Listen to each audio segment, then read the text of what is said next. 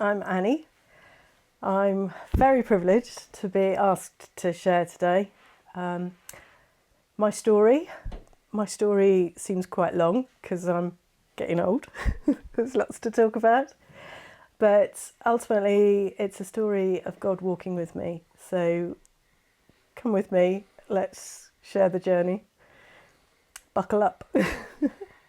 So I worked in nursing for 17 years. I'd got to my absolute pinnacle. I had a master's. I was teaching nursing. I was teaching intensive care to qualified nurses new to the role. I had my first child. We got married. I met Tony. That's a whole story of God in it through the way. And when I had my second child, for all sorts of reasons, I had to leave nursing. And we'd just moved.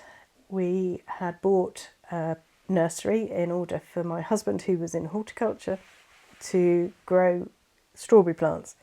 Long story short, we ran it as a garden centre and grew strawberry plants as well.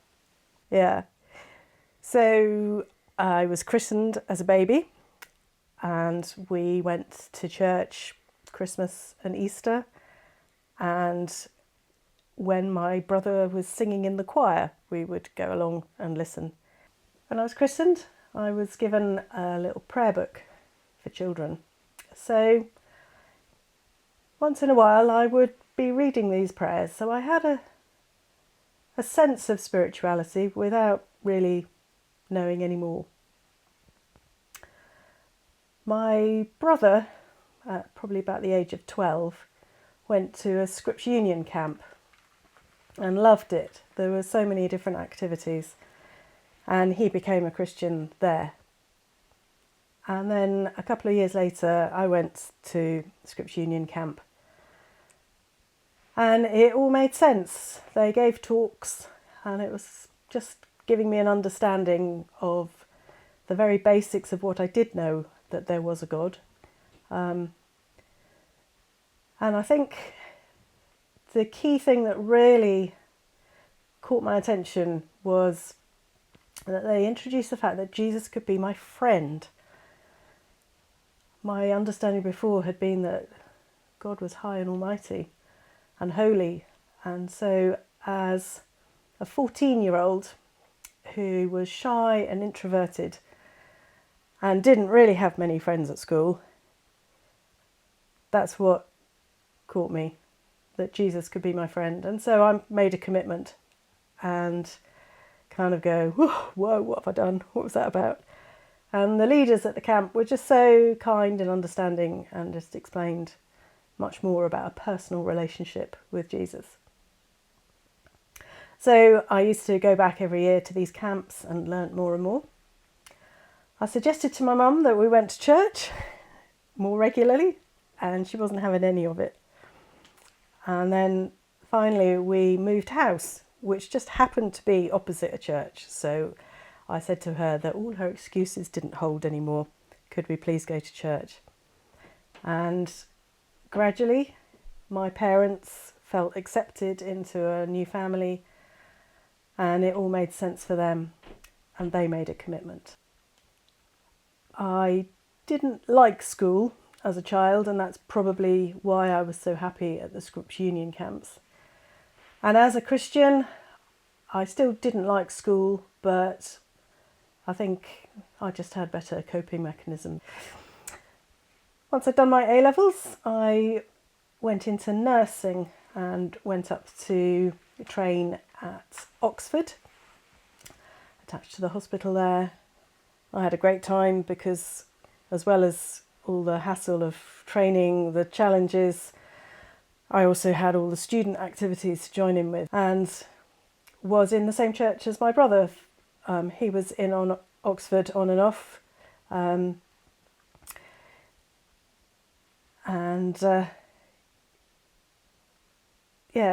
nursing gave me a purpose.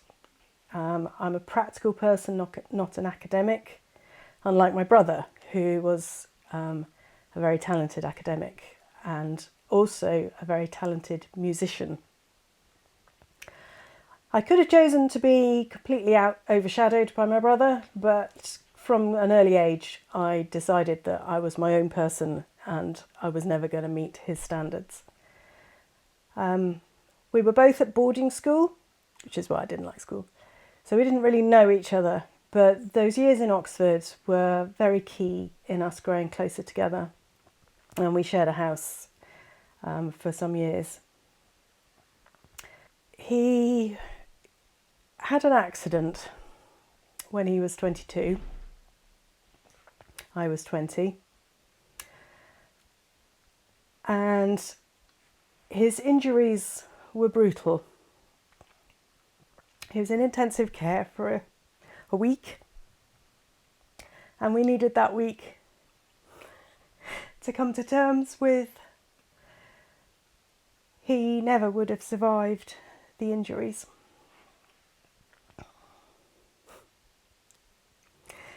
This was, I don't know, 34 years ago.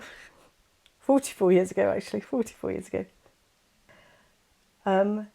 But it's still very much there.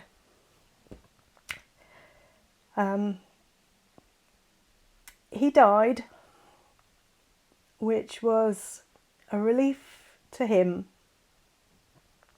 I've often thought how he would have mentally coped with the extent of the disabilities he would have been left with if he had survived.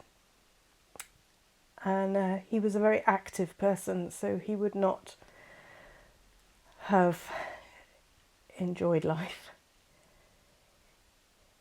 And for me, as a 20-year-old with 6 years of Christianity under my belt, my faith was shattered. I had been taught about a loving and caring God. And where was God now? How had this all happened? My brother had his whole life ahead of him. He was talented. He had places to go and gifts to use. But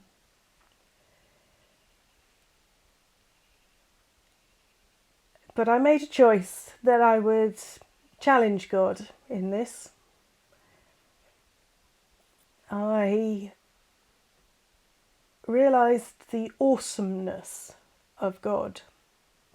And now awesome is an overused word these days, but it was about a fear of a holy God who I'd been taught was personal and loving. And so I was going to find that personal, loving God in my fear. I was completely overwhelmed by grief and angry. I had a very significant experience one day praying with the minister's wife. I was basically screaming and hysterical. And I pictured myself beating the chest of God, just absolutely thumping him. How could he let this happen? And I was like a toddler. I was just out of control with a tantrum. And like a loving parent with a toddler in a tantrum, I just had this very physical experience of being drawn in closer and closer and closer, so close that I could no longer move, so I could no longer beat the chest of God. I was held, I was secure. And that was a very key moment of change in my relationship with God. I knew that God was bigger than my emotions. I knew that God loved me. And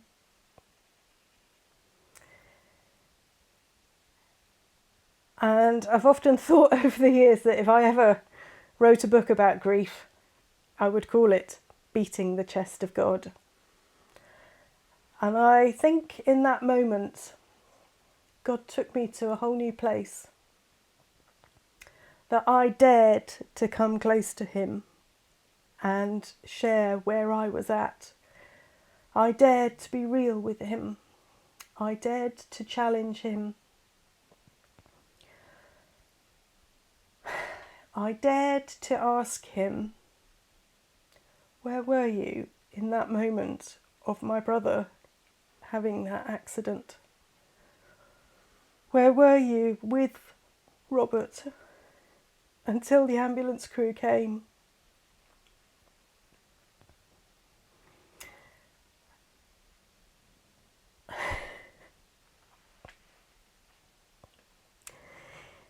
I never got a worded answer, but I knew that he was there.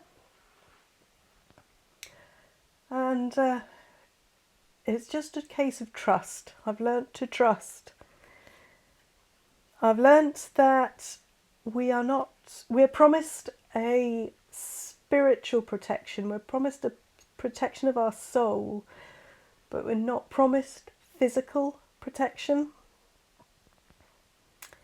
And the only thing that's kept me going all these years is the knowledge that my brother had a faith, and therefore my brother is safe with Jesus in eternity.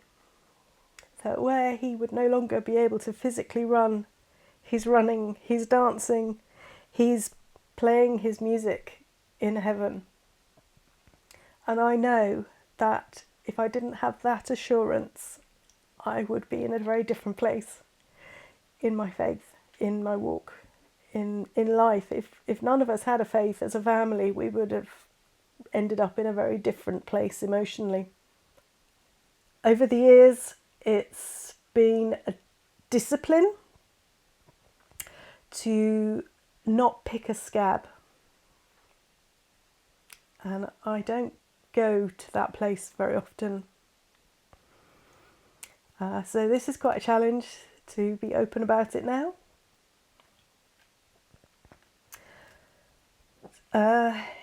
About 3 months or so before Rob's accident, I had a picture, and it was of the most beautiful alabaster jar. Now we all know the story, but in the picture this jar was just beautiful, but that wasn't the beauty that God wanted. God needed the jar to be broken for the perfume to pour out. And God gave me an understanding that the beauty of God is within, it's not in our external. And I realised that when Rob died, that was me broken. And so it's been a life of committing that brokenness to him, that the perfume that is released, sorry,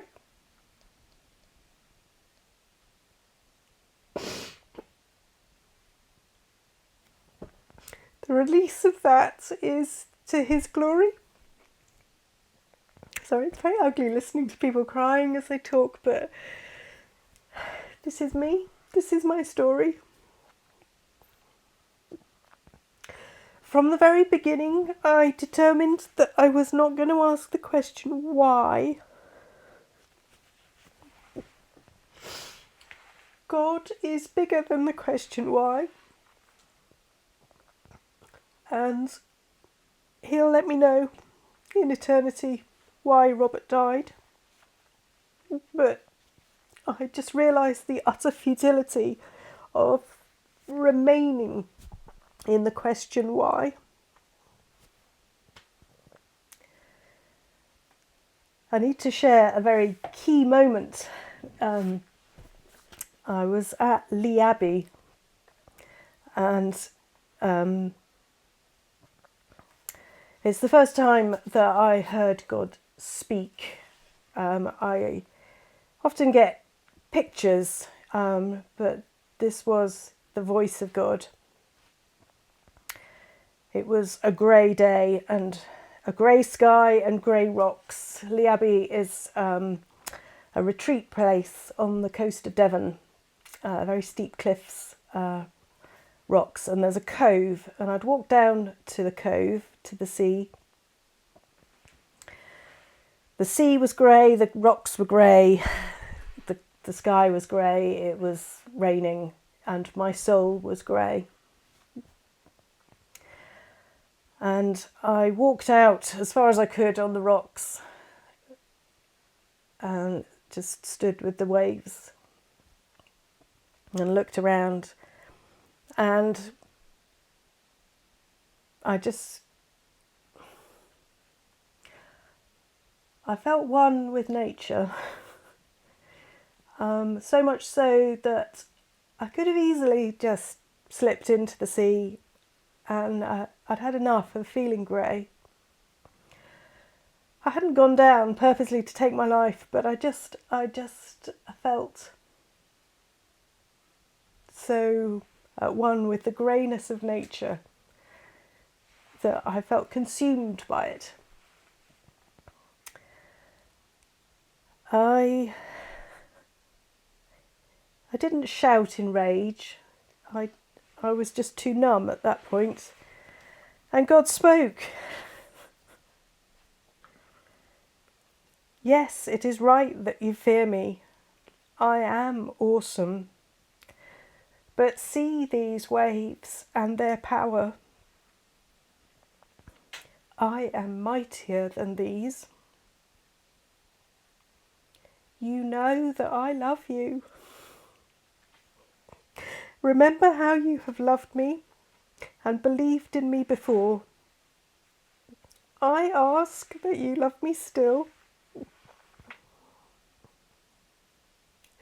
See these rocks, how they have been exposed to many forces and much battering, but they have stood the test of time. You are being battered. Stand firm in me. Love me still. And yeah, nature has been through a lot, but it stands firm. And so yeah, from that moment, I knew that God was going to just be with me through it all. So God's taught me a boldness to really wrestle with him through this.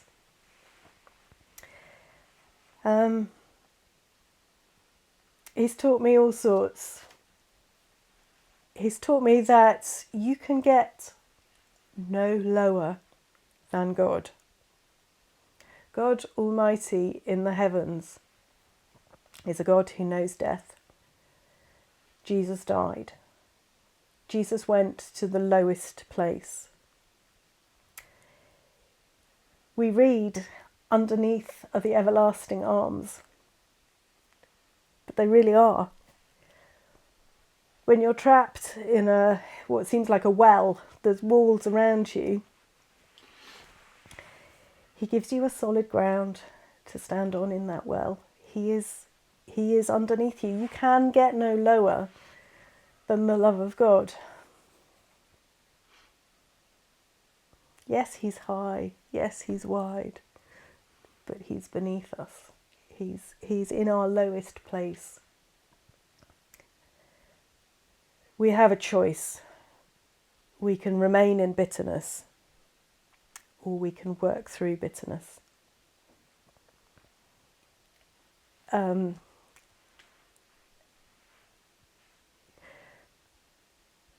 Anniversaries are always tough. I came to, I think it was about the 5th year after Rob had died. And it was coming up to the anniversary, and it was almost like the leading up to the anniversary was worse than the actual date.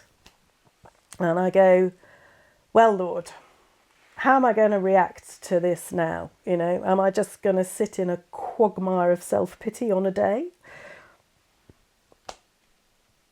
I'm already there. It's a week to go. And I was driving on the motorway to work, and he goes, with thankfulness.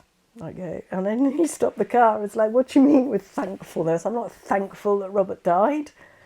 What do you mean? And he was like, be thankful. Well, I'm not. Out comes the toddler. Thank you that I'm breathing. Thank you that I can drive my car. Thank you that I've got a job. Thank you that I've got a church. Thank you that I've got friends. Thank you that I knew Rob. Thank you for who he was. Thank you for the life he lived. Thank you for all that I've learnt in grief. And on it went. And it was such a lesson. That's truly recognising that God was in it. God's with me now. God was there when I thought he wasn't. I am thankful. And I think gratitude is a very powerful weapon. We can just slip down a very slippery slope into grief. We can pick scabs and bring it all up again. But the choice is to be thankful. It's not an easy life when you follow Jesus. There's sometimes more challenges, but it's worth it. So I would invite you to welcome Jesus into your life, to make space for him, to trust him. So yeah, I highly recommend commit your ways to him, and he will make your path straight. Amen.